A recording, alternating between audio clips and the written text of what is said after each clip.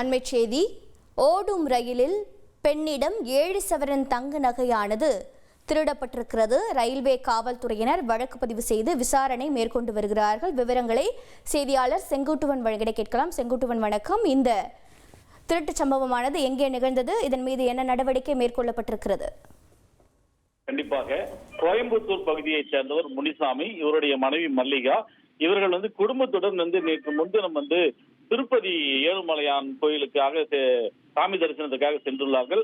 சாமி தரிசனத்தை முடித்துக் கொண்டு இன்று திருப்பதியிலிருந்து தனது ஊரான கோயம்புத்தூருக்கு செல்வதற்காக அதாவது சபரி எக்ஸ்பிரஸ் ரயிலில் காட்பாடியில் அவங்க ஏறி இருக்கிறாங்க.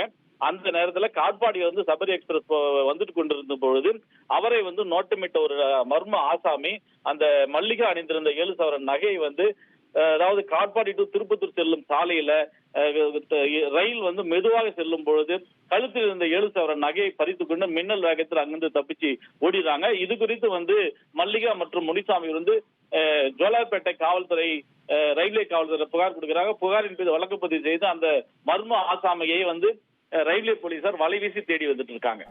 தகவல்களை வழங்கியதற்கு நன்றி செங்குட்டுவன். தந்தி டிவியை உங்கள் கேபிள் டிவி ஆபரேட்டரிடம் இலவசமாக கேட்டு பெறுங்கள். செய்திகளை உடனுக்குடன் தெரிந்து கொள்ள உடனே சப்ஸ்கிரைப் பண்ணுங்க.